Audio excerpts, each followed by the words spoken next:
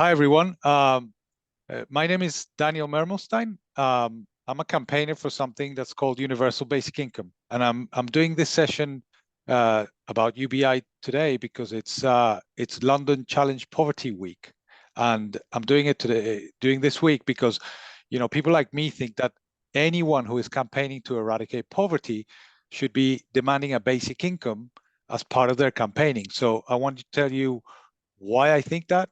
And so I want to introduce the concept of UBI and make the case that although UBI doesn't solve every problem, it certainly makes every problem easier to solve.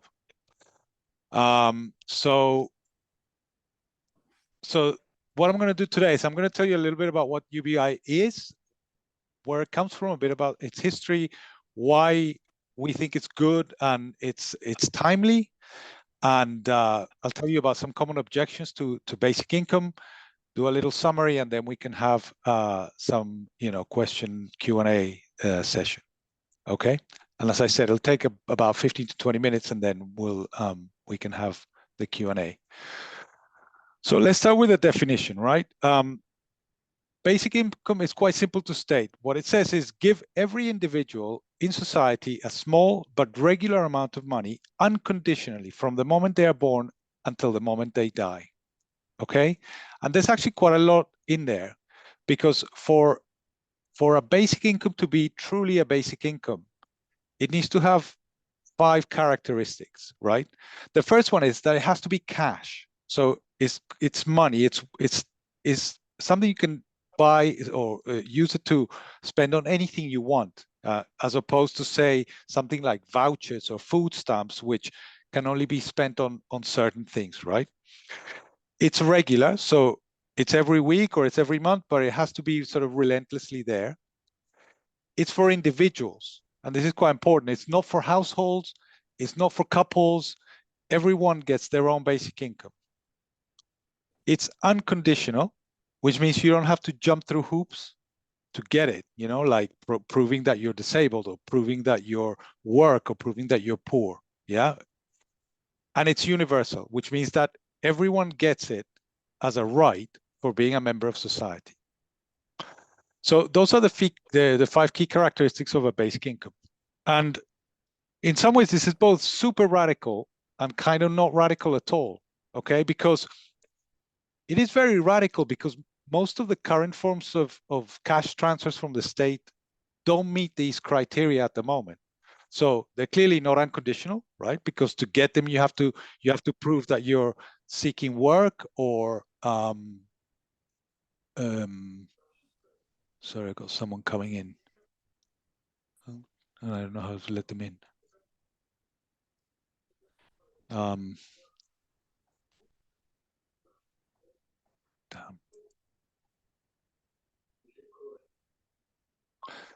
Right. So basic income is super radical because most of the state cash transfers do not meet these criteria, right? They're not unconditional, because to get a lot of welfare, you have to prove that you are either seeking work or that you're very poor or that you're really disabled or something.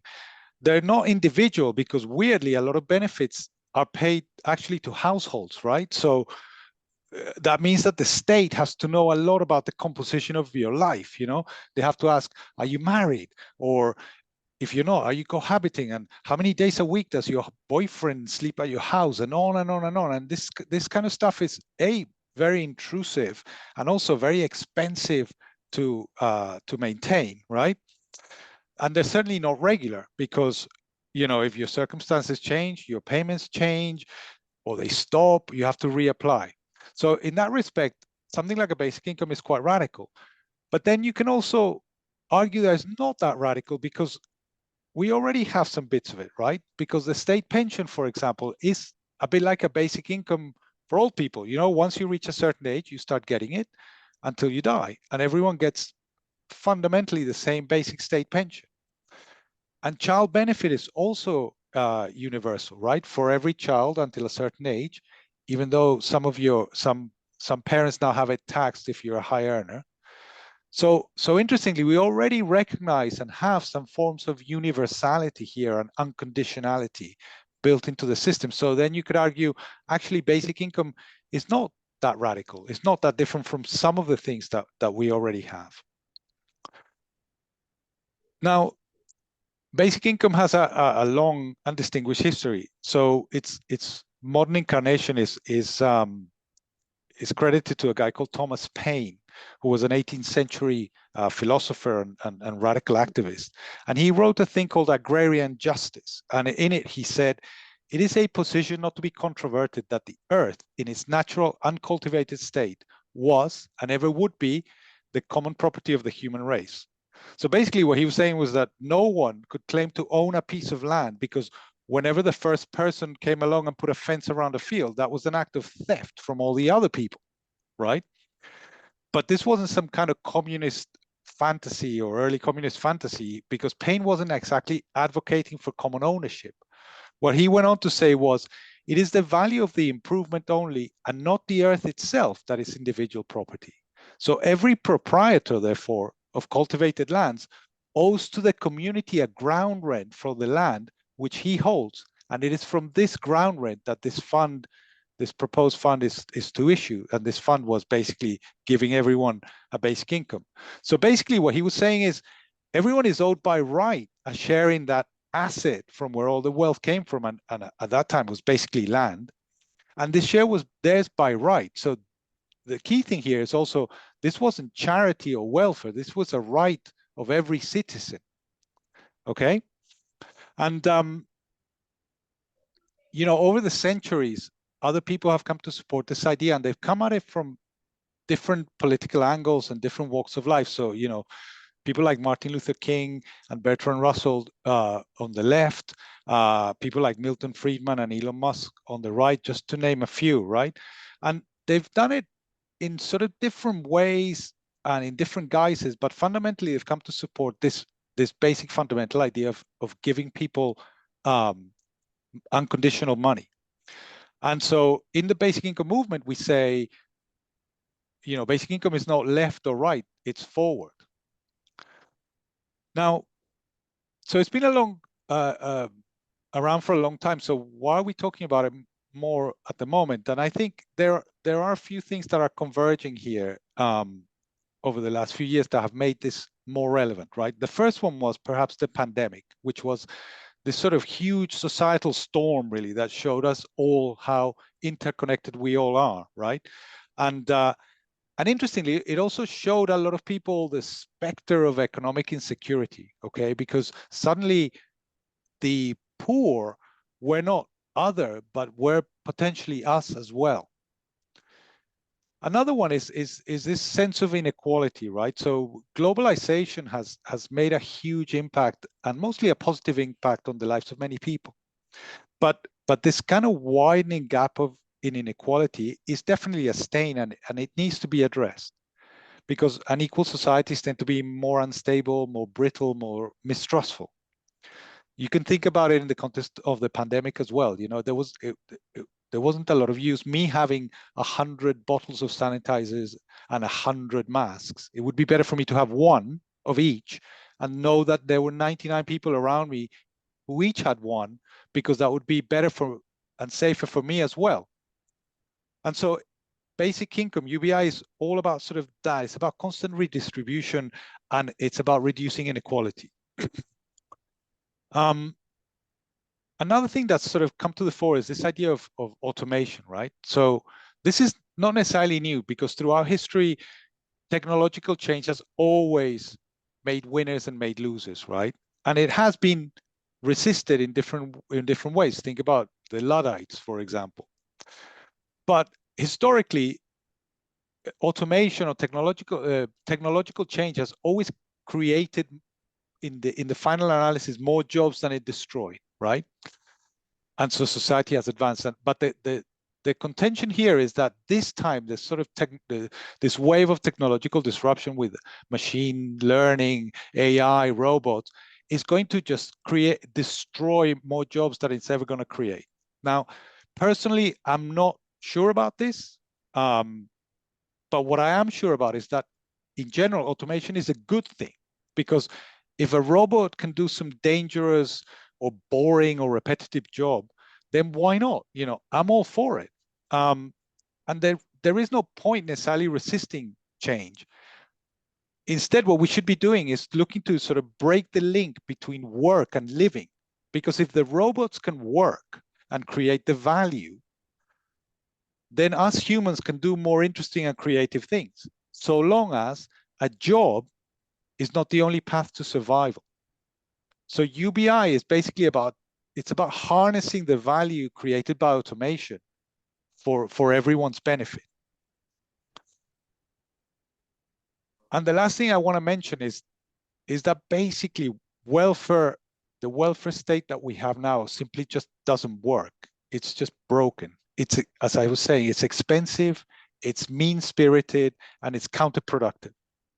And you could say a lot about all of this, but I'm going to focus on one thing, which is this idea about work, you know, because the welfare state has this very kind of deep-seated assumption that work is the pathway out of poverty. So it pays out money if you're not in work until such a time as you can get back into work, right? But the problem with this is that the data doesn't support this assumption, right? Because there are people out there who do not work, but are not poor, right? So you think about people who inherit money or are rich, or people who win the lottery. All these people can not work and not be poor. And there's also an even bigger number of people who do work, but are still poor, right? So they keep having to go back to the state for more help. And so there is no correlation between work and poverty, but there is a direct correlation between money and poverty, which means that everyone who is poor has no money. And you kind of think, well, that's just like, duh, you know, that's kind of so obvious. But actually, it's kind of worth saying, because if your aim is to reduce poverty, then why would you be trying to give people work which may or may not make them less poor, when you can just give them money which will definitely make them less poor? Okay? So if your aim is to basically eradicate poverty, what we're doing now just fundamentally doesn't work. Now, look at this, for example, right? So this is a chart. People go to, this is from Citizens Advice, right? People go to Citizens Advice for help on all sorts of very complex issues every day, okay? And this is a plot of all the other problems that people have, whose main problem is that they need help with food. So at the top there is crisis support, food banks, and charitable support. And if you look at all these bubbles, right, what you see is that basically these are fundamentally money problems. So what people who are poor need is more money, okay? And they don't need to be patronized with lessons about things like better budgeting and things like that. Because as you can see here, more and more people are falling into what's called negative budgets, right? Meaning that their income does not meet their basic needs, regardless of how they budget it. And they don't need to be told to get a job, because as you can see from this one, the numbers of people who seek advice are almost as likely to be employed as they are to be unemployed. So what people need is not lessons on budgeting, is not, you know, incentives to go and get on their bikes. What people basically need is money. So then the question is, okay, would basic income do the trick? We're saying give people money. And I'm not for a moment suggesting that giving people a basic income is some sort of magic wand, right? Of course it isn't. You know, we have very complex problems. Like, for example, we have very complex housing problems that are going to take years or decades to sort out, right? We have all sorts of other structural issues that are very tough to tackle. But keeping people afloat in a way that's dignified without stigmatizing them would be a start. And no country has ever implemented a basic income. But this stuff can be modeled with the sorts of tools that civil servants and think tanks use to try and understand what the impact of applying different policies might be. And some modeling of basic income suggests that it could reduce, for example, child poverty by 30%. And that would be an amazing thing, right? Because this is a figure, child poverty, that basically hasn't budged in the last 30 years or 20 years in this, if you look in this chart, i.e., all of these policies that have been applied over these years have a very, very small impact on something like child poverty. This is from the WP's own statistics. So it is at least worth trying something else, right? I suppose it's the message here. So I guess the question then is, if UBI is so great, why don't we have it now?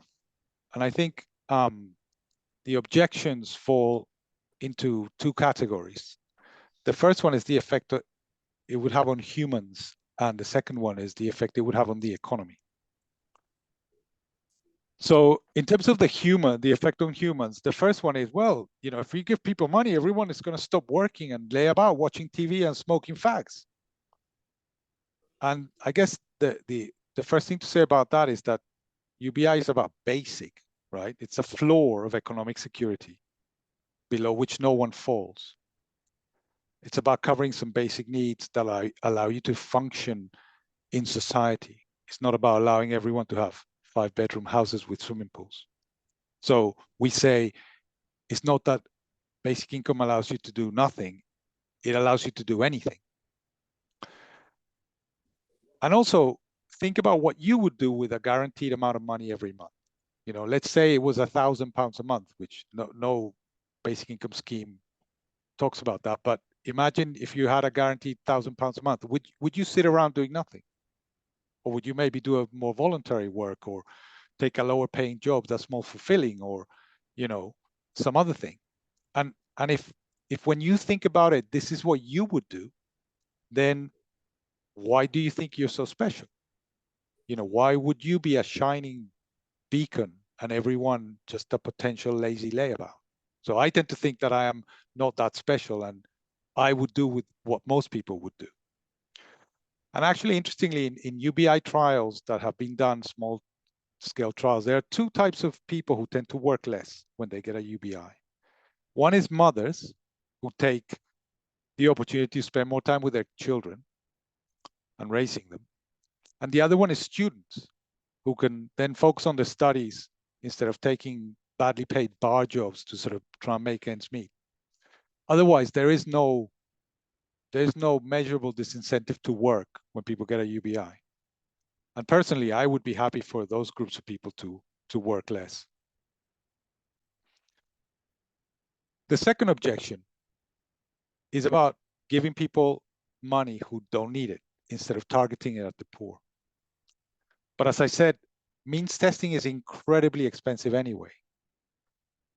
So a lot of the money theoretically aimed at the poor normally just ends up being given to the civil servants, the middle-class civil servants in the Department of Work and Pensions.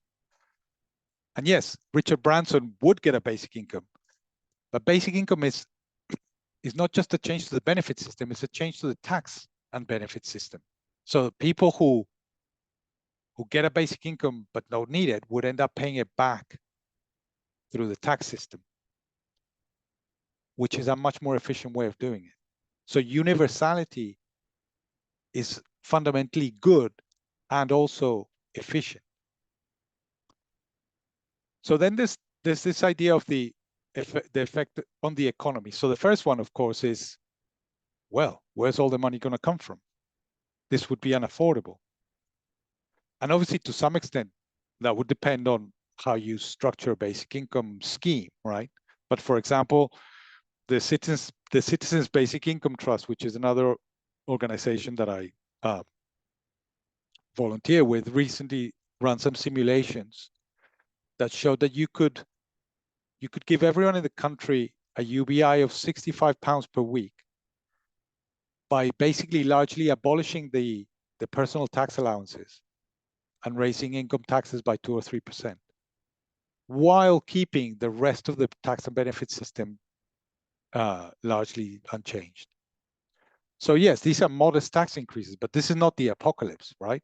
And what happens normally is that people who object to a basic income tend to say, well, how much money are you going to give everyone? And they multiply by the number of people who live in the country, and then they come up with this enormous number, which is basically the gross figure, and say, well, this is unaffordable. But again, it's about change to the tax and the benefit system. So that's not the net cost. And also you have to remember that during the pandemic, the British state basically nationalized employment, right? With this furlough system. And they were paying pretty much everyone's wages for quite a long time, which would be a lot more than basic income. So when you need to, the money can be found. There's another idea that, you know, whether giving all this money away would create galloping inflation, for example. But again, this partly depends on the scheme, of course. A lot of this, the sensible basic income schemes are more about sort of redistributing what's already there and reallocating it than printing new money. And also, if paying out welfare now does not create inflation, why would paying a UBI create it? So either all cash transfers from the state do something or they don't. So these are some common objections to UBI, and obviously there are more, and I'd like to hear later what you think of those and if you can think of others.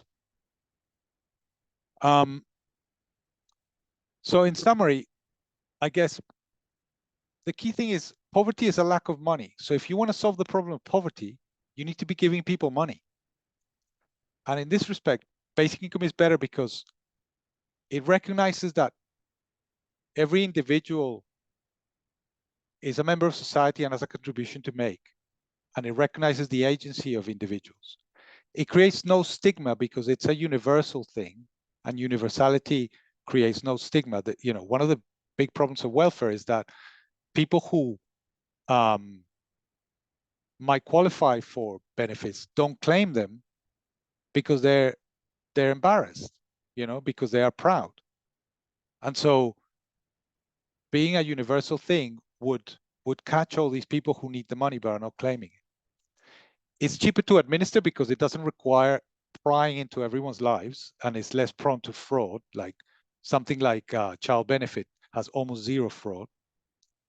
And it creates no welfare traps or work disincentives because it doesn't get taken away as your situation changes. So it's not a solution to every problem, but it's definitely a start.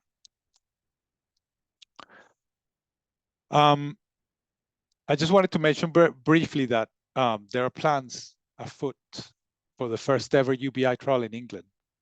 And they're going to take place in two places in England. One is in East Finchley, which is very close to where I live in North London.